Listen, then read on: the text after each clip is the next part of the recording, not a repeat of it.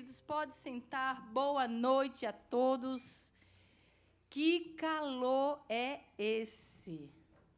Gente, está muito quente. Mas hoje nós tivemos a missão ali de enviar os nossos adolescentes para o camp, para o The Coast 2025. E aí está a turma, aquela jovem senhora ali no meio, teve dificuldade de se agachar e depois se levantar. Mas aí está a nossa turma, vamos orar por eles. Vocês estão sentindo falta de alguém nessa turma aí? O Nicolas e a Sabrina, né? Porque eles agora são casados. Aí eles não quiseram ir para dormir na cabine separado. Eu não entendi. Mas foi assim que eles falaram. Então, esteja na sua casa orando por essa turma. Eu creio que coisas sobrenaturais acontecem quando a gente se expõe à palavra de Deus. Você tem uma noção, esses meninos ficaram lá durante 6 dias, tendo culto pela manhã, culto pela tarde, não só isso, competições que vão gerar comunhão ou não, né? Depende do time que ganhar. Mas eles vão aprender também a se perdoar, e eu tenho certeza que eles vão sair dali fortalecidos em sua fé. Então, isso é algo maravilhoso. Sabe que todas as pessoas elas estão a um passo de alguma transformação. Às vezes é uma única palavra que é capaz de transformar a vida de alguém. Que hoje aqui também seja essa noite de transformação. Que essa noite, não por mim, por minha capacidade, por minha habilidade, mas pelo Espírito Santo de Deus. Uma vez que a palavra de Deus ela é exposta, eu tenho certeza que ela é capaz de fazer aquilo que nenhum homem é capaz de fazer. Se você está aqui pela primeira vez, não tem acompanhado, nós estamos numa série de mensagens. A igreja trabalha com série de mensagens, e essa é um pouco mais extensa porque se chama Amada Igreja e trata das 7 cartas enviadas a igrejas, às igrejas ali na Ásia Menor, que estão descritas no capítulo 2 e 3 de Apocalipse. Livro este que foi escrito pelo apóstolo João quando ele estava prisioneiro na ilha de Pátimos. Eu estive lá agora em junho e tive essa oportunidade de caminhar por essas 7 igrejas, conhecer mais alguns outros lugares. João estava preso por crime de subversão. Ele foi considerado alguém que estava contra o Império Romano. O fato é que ele era um pregador da palavra de Deus, ele dava o testemunho de Cristo, e foi essa a acusação, foi esse o motivo, uma vez que Jesus é declarado como Rei dos Reis e o Senhor dos Senhores, e que nenhum dos cristãos se baixam, se ajoelham diante de alguma autoridade que se declara um Deus, e era assim que o imperador romano se via. Essas pessoas, esses cristãos, eles eram perseguidos, e foi o caso de João. Ele está preso, mas a palavra e o Espírito de Deus não estava preso com ele. Ali ele teve uma experiência, ele tem uma visão, e a visão dele é Jesus andando ali entre os candeeiros, entre os candelabros, que significa a igreja do Senhor, Jesus passeando pelo meio da sua igreja, e ele fala a João, e ele começa a escrever cartas. Pede a João que transcreva essas cartas para igrejas reais, igrejas que existiram há 2000 anos atrás, mas que trazem uma mensagem absolutamente atual. Sabe por quê? Porque a igreja é composta de seres humanos. E seres humanos, eles têm uma tendência a repetirem as mesmas falhas, os mesmos pecados, as mesmas aflições, as mesmas angústias. E é por isso que essa carta tem algo a nos ensinar. Pode colocar aí só para eles, daqui para o final dessa série, eles vão memorizar esse mapa, porque essa já é a 3ª vez que eu coloco. Olha, você já memorizou, Hernânia? O que é que eu vou falar? Olha lá, e hoje nós vamos ver a igreja situada em Esmirna. Esmirna fica aí a norte de Éfeso, em cima de Éfeso, uma distância de 55 a 60 quilômetros, e fica abaixo, a sul de Pérgamo, numa distância, Pérgamo mais em cima, numa distância de 80 quilômetros, e todo esse circuito aí nós fizemos de ônibus e fomos visitando as cidades, algumas com as ruínas mais conservadas. Lembre-se que foram as cidades que foram visitadas, porque igreja, o conceito de igreja não é esse conceito que nós temos agora, né, de prédio. Era a igreja desse tempo, era a comunidade, não só desse tempo, desse nosso tempo também. A igreja contemporânea também é a comunidade. Nós que costumamos ligar a prédio, a estrutura. E interessante é que na semana passada nós falamos sobre a igreja de Éfeso, que era uma igreja trabalhadora, elogiada por Jesus pelo seu trabalho árduo, uma igreja perseverante, uma igreja que não tinha uma falsa doutrina, ela tinha a sua ortodoxia saudável, mas que é confrontada por Jesus pela sua falta de amor. Veja bem, uma igreja que trabalha, uma igreja que serve, uma igreja que se desenvolve, que tem seus ministérios ativos, que faz acontecer, muitas vezes, que impacta a sua comunidade, que distribui cesta de alimentos, faz missões, faz tantas coisas, mas com a motivação equivocada. Jesus olha para aquela igreja e diz: eu conheço as tuas obras. Eu conheço, por isso, por eu conhecer, que eu vou falar de algo que está além das aparências. Para as demais pessoas, essa igreja, ela é uma igreja saudável. Mas eu que consigo sondar o interior, eu que consigo ver o invisível, aquilo que está oculto, aquilo que está escondido aos olhos humanos, eu digo para vocês, vocês perderam o primeiro amor. E para essa igreja de Éfeso, a igreja que nós vimos na semana passada, o chamado foi esse: volte ao primeiro amor, passe a sentir de novo aquela paixão que você tinha por me servir, por me adorar, por estar na minha presença. A série de mensagens tem sido assim maravilhosa. Eu tenho certeza que vai falar ao seu coração, porque a gente fala de uma maneira coletiva, mas certamente a palavra de Deus fala de maneira particular e individual para cada pessoa. Jesus sabe como nos confrontar. Jesus sabe como falar conosco. Jesus sabe o que está dentro de nós. Da mesma forma como Ele também sabe como nos consolar. Ele também sabe as nossas angústias, as nossas tribulações. Ele tem a solução para cada área da nossa vida. Queridos, das 7 igrejas, 5 igrejas receberam repreensões claras. Apenas 2 igrejas não receberam nenhuma repreensão. Eu não sei você, mas eu gostaria de ser dessa igreja. Uma igreja que Jesus olha e não recebe repreensão. E essa igreja é a igreja de Esmirna, a igreja que nós vamos ver hoje, e a igreja de Filadélfia. E é interessante olhar para essas igrejas e ver o que essas igrejas têm, que Jesus as elogia, Jesus as convida, tem um convite, tem uma promessa, mas Jesus não repreende. Será que nós estamos falando de uma igreja que é perfeita? Eu quero ler com você Apocalipse, capítulo 2, dos versos 8 ao verso 11. Poucos versículos. Se você está com a sua Bíblia de papel impressa, eu estou na versão NVI. Se você tiver em outra versão, vai dar um pouco de diferença. Vamos lá.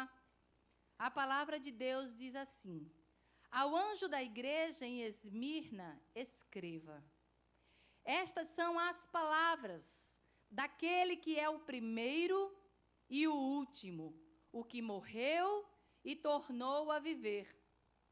Eu conheço as suas aflições e a sua pobreza, mas você é rico. Eu conheço a blasfêmia dos que se dizem judeus e não são, mas são sinagoga de Satanás. Não tenha medo do que você está prestes a sofrer. O diabo lançará alguns de vocês na prisão para prová-los, e vocês sofrerão perseguição durante 10 dias. Seja fiel até a morte, e eu lhe darei a coroa da vida. Aquele que tem ouvidos, ouça o que o Espírito diz às igrejas. O vencedor, de modo algum, sofrerá a segunda morte. Pai, nós estamos mais uma vez aqui com a Tua palavra aberta, Senhor.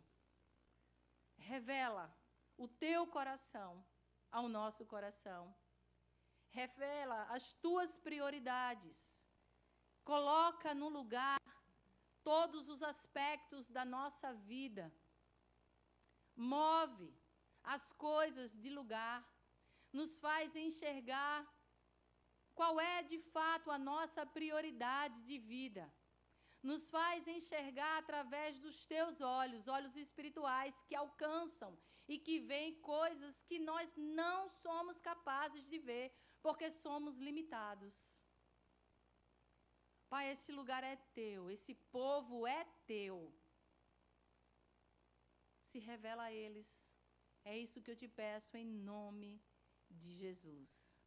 Queridos, a cidade de Esmirna era uma das cidades mais importantes da Ásia Menor, concorrendo ali com Éfeso.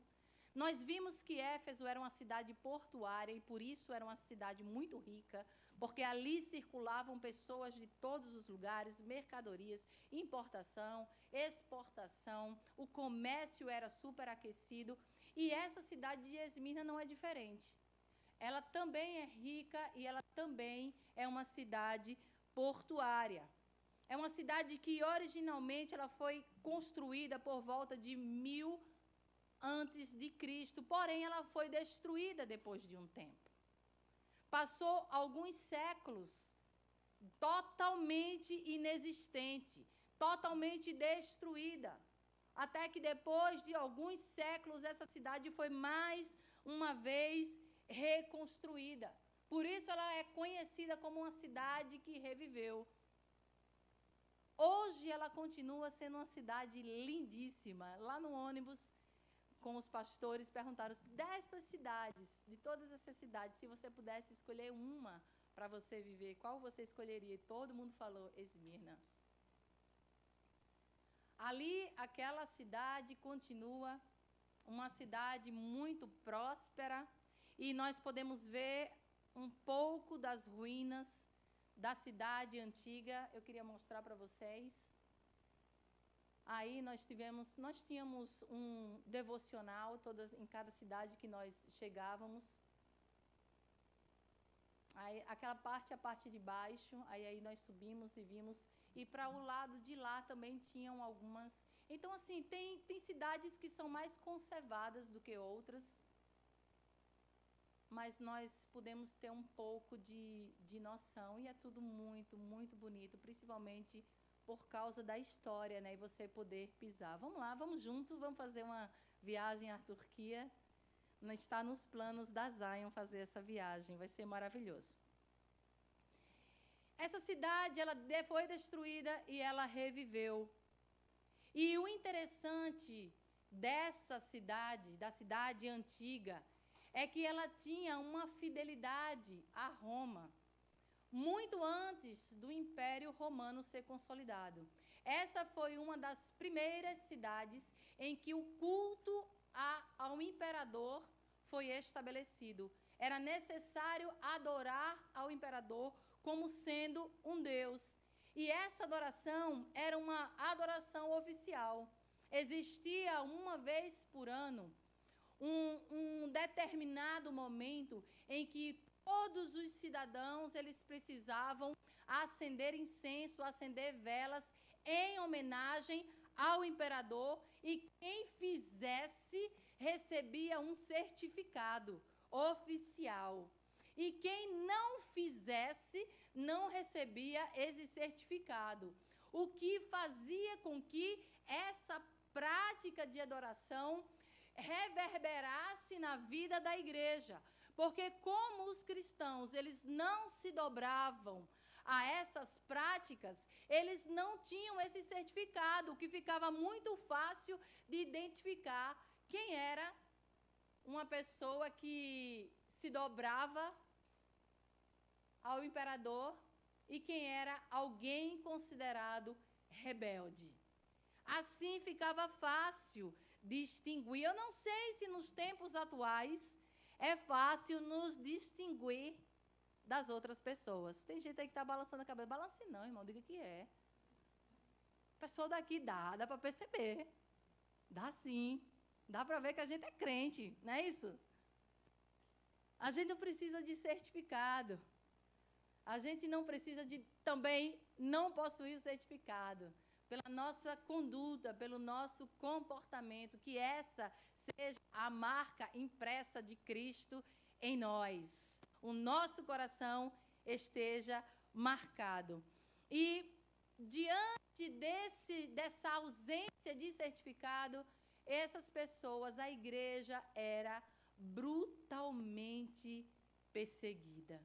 E quando eu falo, gente, de ser perseguido, talvez a gente não consiga, ainda hoje, por mais que a gente fale da história, ter uma noção do que era. Eu não sei se você acompanha a igreja perseguida. De vez em quando eu trago aqui alguma coisa para vocês. Nós somos colaboradores comissionários na igreja lá na Ásia, a igreja perseguida.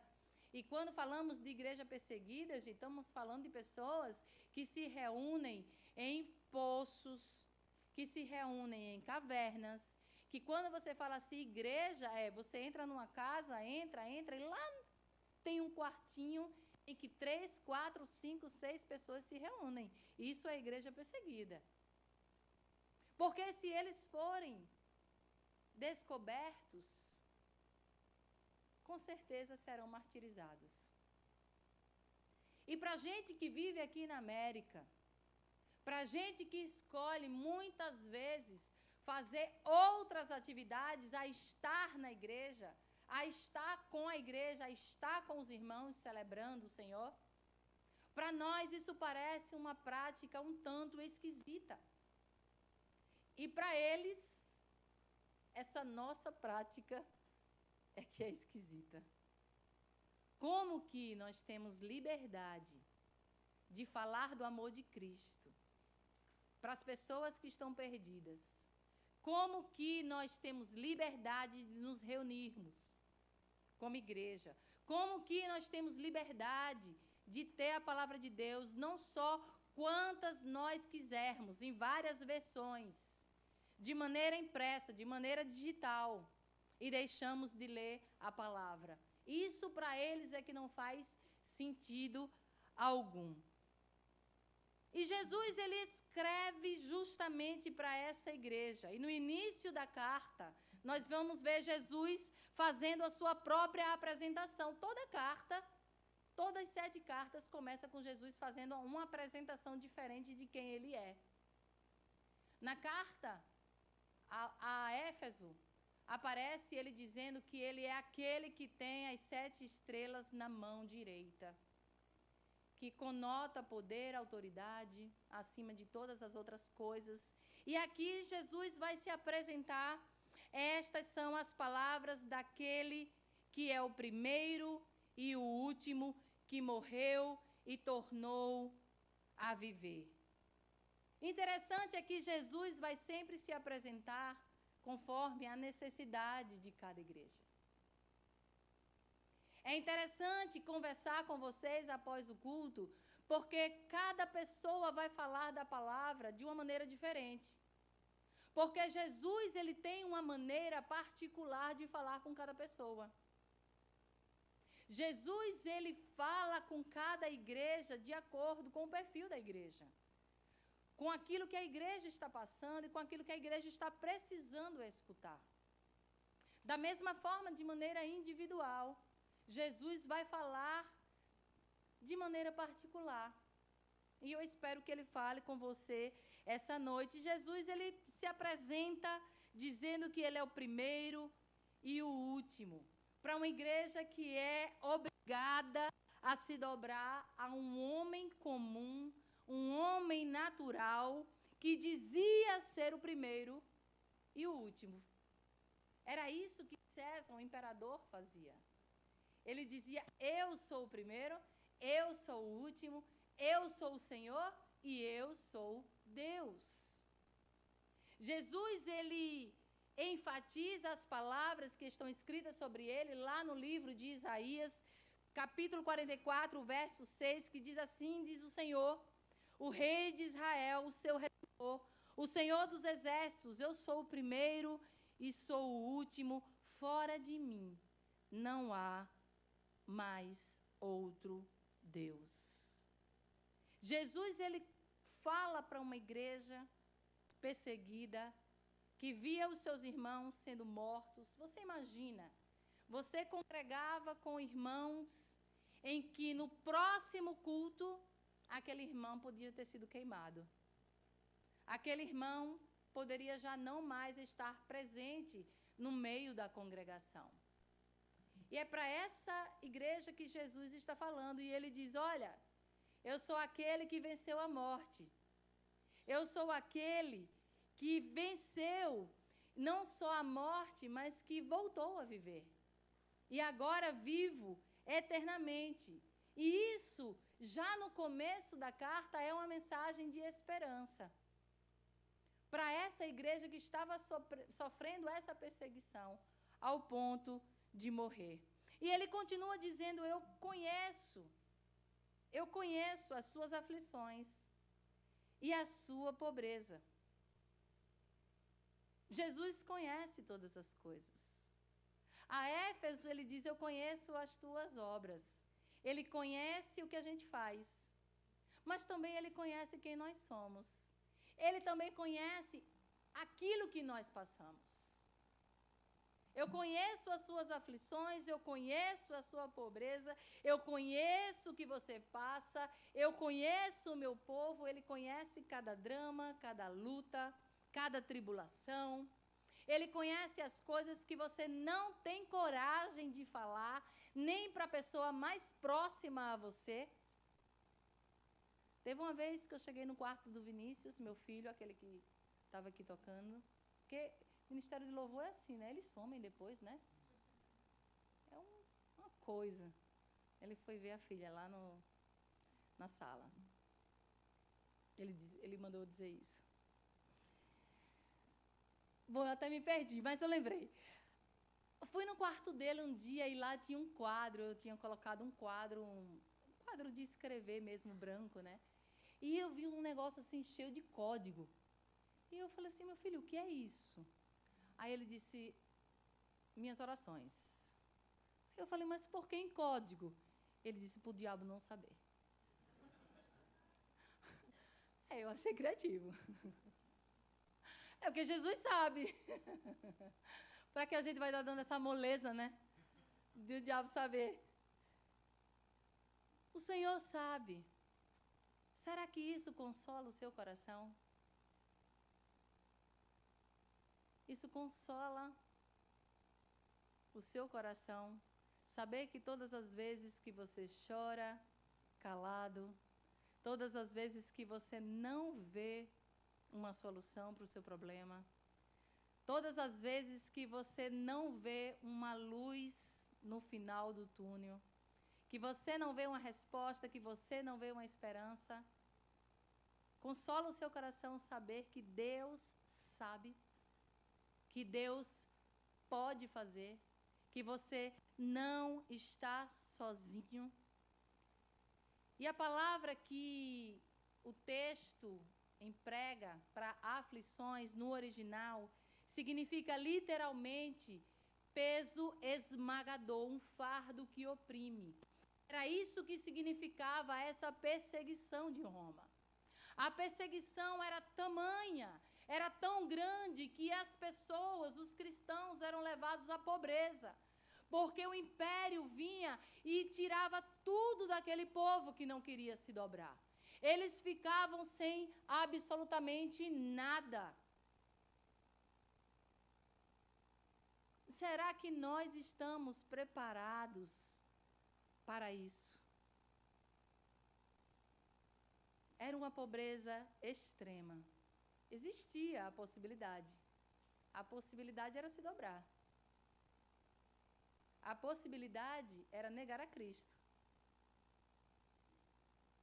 A possibilidade era dizer, não, mas Deus sabe o meu coração. Não é isso que a gente fala? Quando a gente está assim, bem frio com o Senhor, aí a gente diz assim, não, mas Deus sabe o meu coração, eu continuo as minhas orações em casa. Eu não estou afastado do Senhor. Jesus ele está dizendo que apesar desse povo se considerar alguém pobre, das pessoas ao seu redor considerarem que eles eram pobres, que eles estavam passando por uma extrema pobreza, Jesus diz, mas você é rico. Olha como a perspectiva do Senhor é completamente diferente da nossa perspectiva. Você lembra a igreja de Laodiceia? Jesus diz completamente o contrário.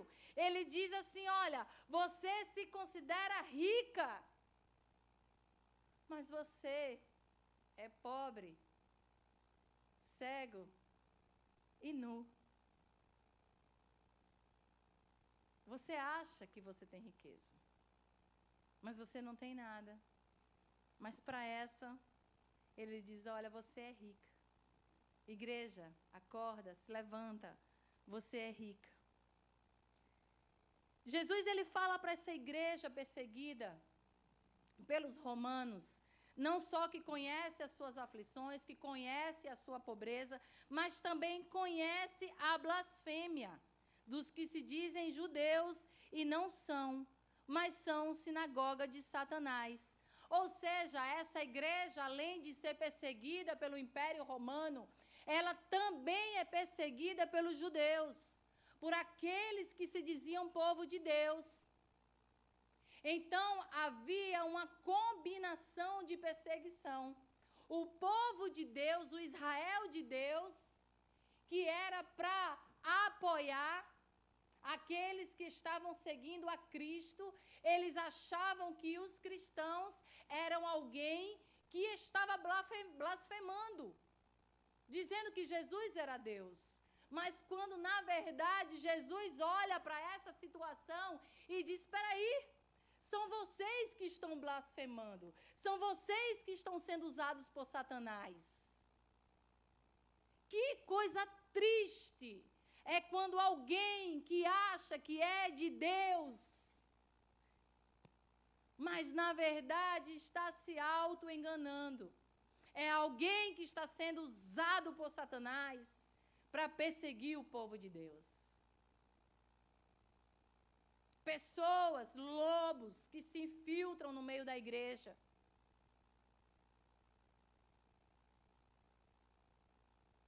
Que faz crescer ali o joio junto do trigo. São enganadores, são usurpadores. Pessoas que estão na liderança de igreja, matando pessoas, roubando pessoas, acabando com a fé, destruindo estrutura e vida emocional, destruindo famílias. Cristo vai chamar essas pessoas de sinagoga de Satanás, porque são pessoas que estão sendo usadas pelo inimigo. Eles se declaravam judeus, mas eles não eram o verdadeiro povo de Deus. Romanos 2 verso 28 e 29 vai dizer: não é judeu quem o é apenas exteriormente, mas aquele que o é interiormente, cuja circuncisão é a do coração, pelo Espírito. Não basta estar com a Bíblia debaixo do braço e caminhar no meio da igreja. Não é a prática religiosa, mas é o seu coração.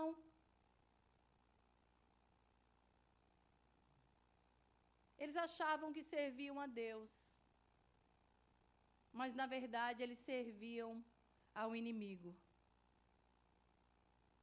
E Cristo continua para essa igreja, falando para essa igreja que passava por aflições, que estava numa extrema pobreza, que sofria acusações e perseguições daqueles que se diziam povo de Deus.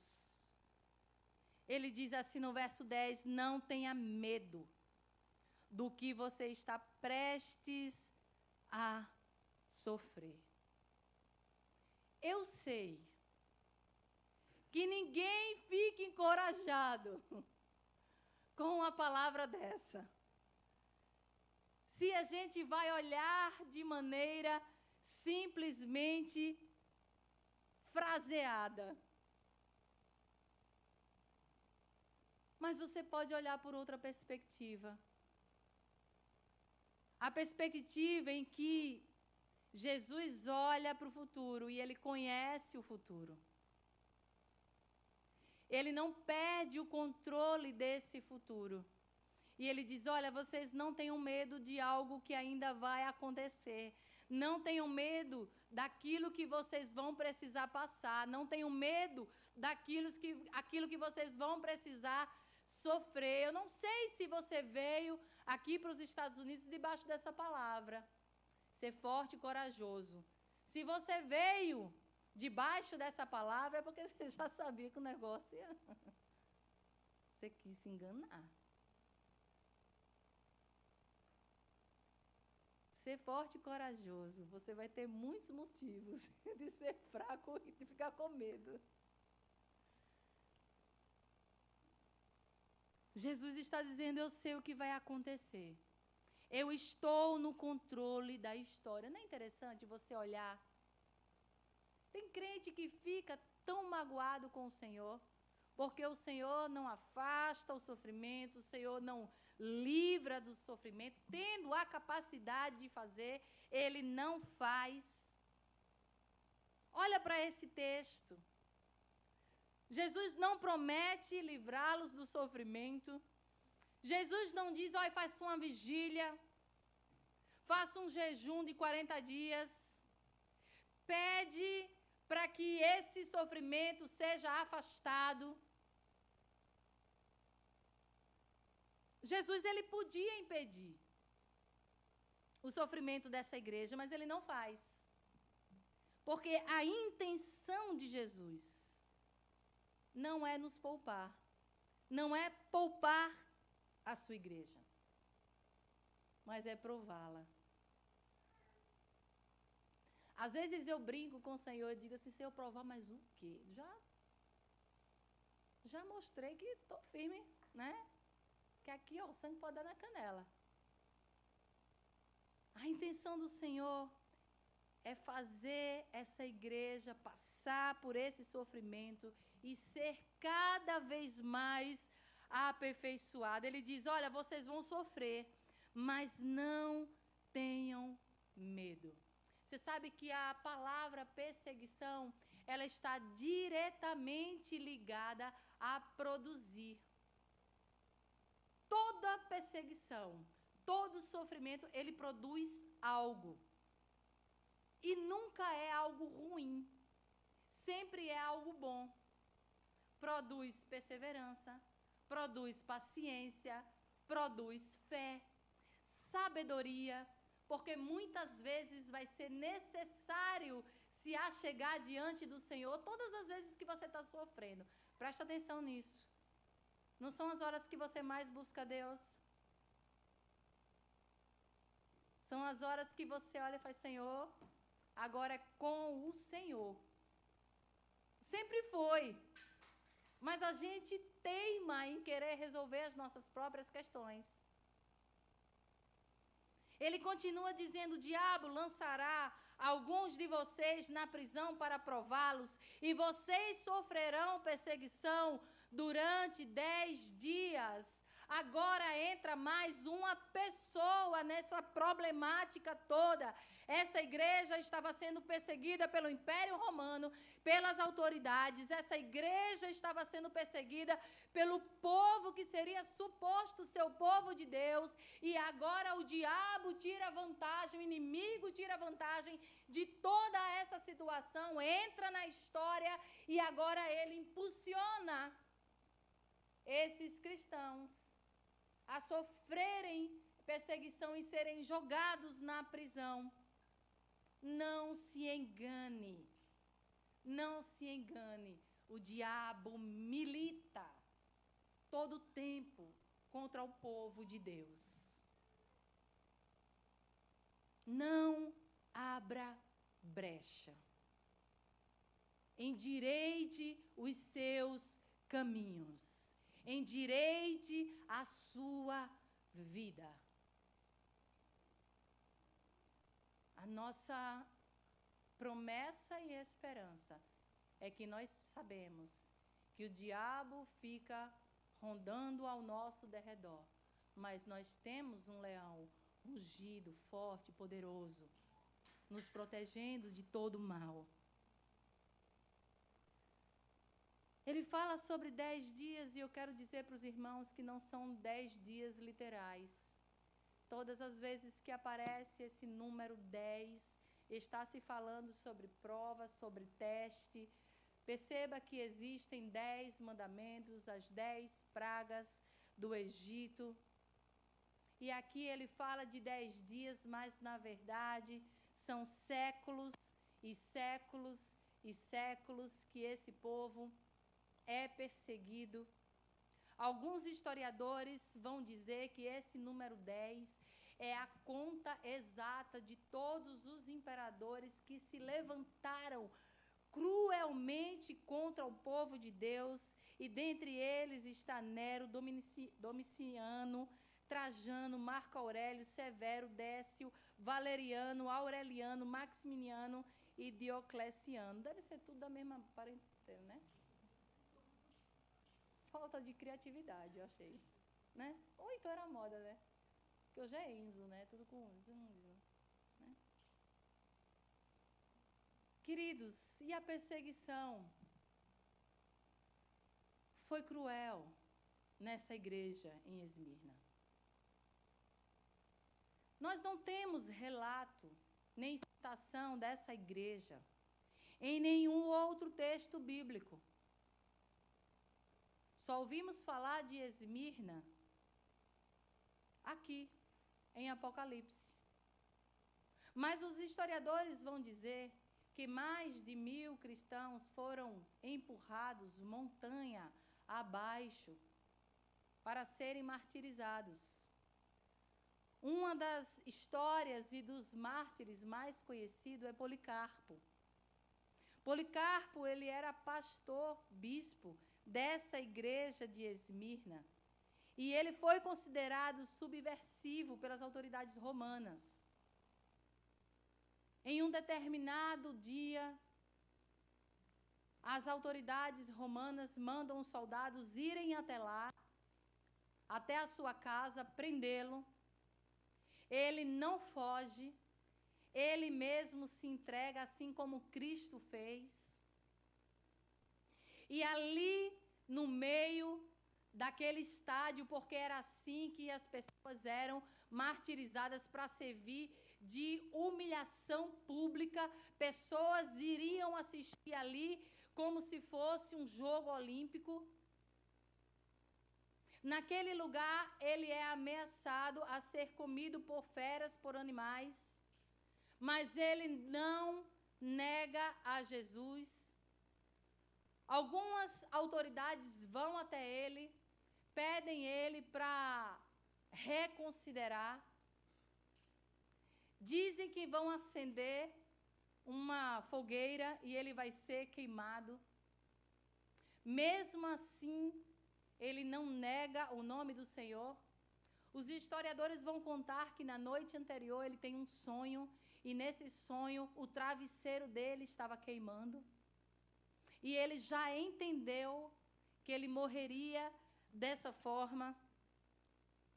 E mais uma vez, como sua última chance, uma autoridade romana chega próximo a ele e diz: Policarpo, negue Jesus, e você vai ser poupado. E a resposta de Policarpo ficou marcada na história da igreja. Ele diz: por 86 anos, eu tenho sido servo de Cristo, e ele nunca me fez mal algum. Como posso blasfemar do meu rei que me salvou?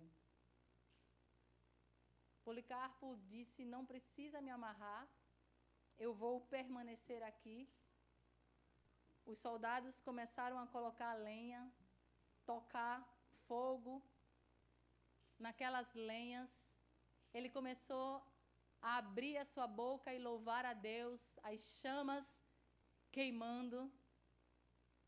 E a história conta que ficou um arco assim sobre ele, em que as chamas pareciam não chegar próximo, o que fez com que demorasse muito para ele morrer. E um soldado romano foi lá, pegou um punhal e enfiou nele para que ele ali tivesse uma morte mais rápida. Queridos, com isso, nós podemos entender a expressão de Jesus: ser fiel até a morte. Muitas vezes nós achamos que essa palavra é de ordem cronológica. Durante toda a sua vida, seja fiel a Deus, até que a morte venha. Mas o contexto dessa palavra de Jesus é dizer: seja fiel, ainda que isso custe a sua própria vida. Seja fiel, mesmo que você seja ameaçado de morte. O verso 10 vai dizer: seja fiel até a morte, e eu lhe darei a coroa da vida. O apóstolo Paulo faz duas citações que certamente é o que ele próprio vivenciou. Romanos 8:18 diz: os sofrimentos do tempo presente não podem ser comparados com a glória a ser revelada em nós. 2 Coríntios 4:17 diz: nossa leve e momentânea tribulação produz para nós um eterno peso de glória acima de toda comparação. O Senhor essa noite nos chama a ser fiel. A igreja de Éfeso, ele diz: volte ao primeiro amor. A igreja de Esmirna, ele diz: seja fiel, ainda que isso custe a sua própria vida. O verso 11, o texto termina dizendo: aquele que tem ouvidos, ouça. Interessante isso, né? Porque todo mundo tem ouvido, não tem? Mas tem gente que não quer ouvir. Tem gente que se nega a ouvir. Tem gente que olha uma mensagem dessa e diz: vim na igreja errada. Essa mensagem não é para mim. Pensei aqui uma mensagem de vitória. Já está todo tribulado. Mas o Senhor fala conosco nessa noite. Aquele que tem ouvidos, ouça o que o Espírito diz às igrejas. O vencedor, de modo algum, sofrerá a segunda morte. E essa é a esperança de todo cristão, mas não uma esperança vaga, mas uma certeza absoluta que nada, ninguém pode nos separar do amor de Deus. Para nós que já recebemos o Senhor Jesus como nosso Rei, só existe uma forma de viver a vida como vencedor. Porque para nós só existe uma opção. A nossa opção é vencer. Porque nós temos um Deus que venceu. Nós temos um Deus que passou por todas as aflições, tribulações, morreu, reviveu. E Ele reviveu para olharmos para Ele e para dizermos: esse é o nosso fim. Nós passaremos pela morte, mas não ficaremos presos na morte. Porque estaremos glorificados com o Senhor Jesus. A glória, a vitória e a vida eterna que nos aguardam são permanentes. As tribulações, as aflições são passageiras. Eu espero que nessa mensagem de hoje, aquela leve e momentânea tribulação que você está passando na sua vida, tenha perdido um pouco do sentido, perto da glória que é demonstrada para aquele que ama o Senhor Jesus. Entenda algo. As pessoas podem vir contra você. As autoridades podem vir contra você. O diabo pode vir contra você. Mas ninguém pode tocar em você sem a permissão do Senhor. Querido, fica em pé. Vamos começar já a entrar aqui no espírito de adoração. Entenda algo. Essa igreja, ela foi perseguida. As autoridades conseguiram, de fato, matar muito dos irmãos. Mas não conseguiram acabar com essa igreja. A igreja, ela permanece viva. Ainda hoje, se você for naquele local, você vai encontrar ali 200 pequenas igrejas, ainda perseguidas pelos muçulmanos, ainda com perseguição religiosa, mas a igreja permanece de pé. E esses irmãos que foram martirizados, com certeza estão na presença do Senhor. O que o Senhor espera de nós é fidelidade. Você está pronto para hoje renovar o seu voto de fidelidade ao Senhor? Se você não veio ao culto passado, você já aproveita e renova 2 votos. Um, voltar ao primeiro amor. E o outro, ser fiel. Eu queria convidá-lo a fechar os seus olhos. Começar a colocar a sua vida diante de Deus. Pedir ao Senhor para mostrar quais áreas da sua vida que você não tem sido fiel. Quais áreas da sua vida que, se fossem expostas ao público, trariam para você vergonha. Mas não só isso. Ainda que ninguém veja, peça a Deus para sondar o seu coração, sondar a sua vida, levar à sua memória aquilo que deixa o coração do Senhor triste. Queridos, mais vale agradar ao Senhor do que agradar a homens. O chamado que o Senhor tem para a nossa vida hoje é que sejamos fiéis.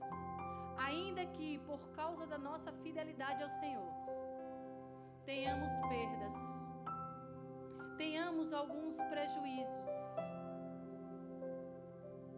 mas a boa mão do Senhor estará conosco. A palavra de Deus vai nos dizer que aquele que é fiel no pouco, sobre o muito, o Senhor colocará.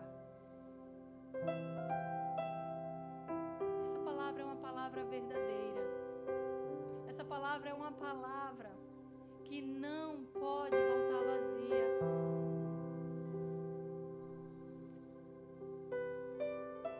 Pai, em nome de Jesus,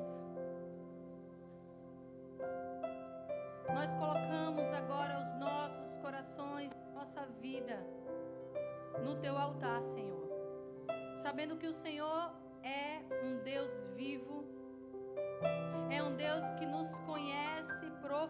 exatamente assim como foi ministrado na tua palavra.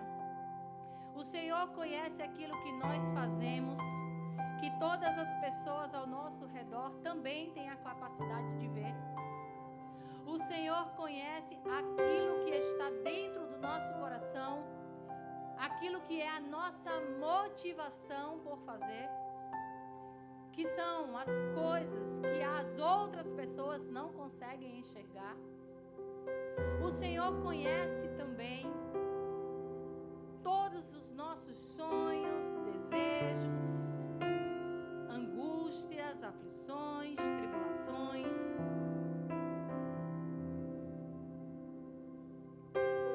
O Senhor é capaz de nos fazer discernir quais são os sonhos e desejos que agradam teu coração e aqueles que vão nos levar para longe do Senhor. Nos mostra de maneira clara nessa noite qual é o caminho a seguir. Senhor,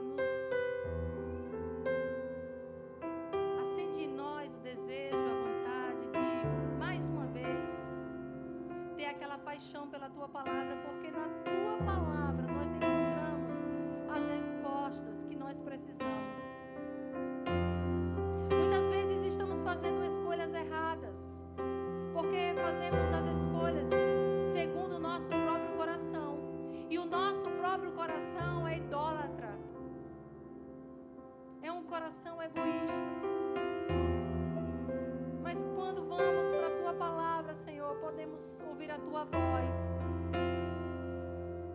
podemos olhar para essa palavra como um espelho e olhar o nosso reflexo nela e ver aquilo que está desalinhado, está, Senhor, totalmente equivocado, que não conduz com a Tua Palavra, que não conduz com o comportamento cristão, com o comportamento daquele que ama a Deus.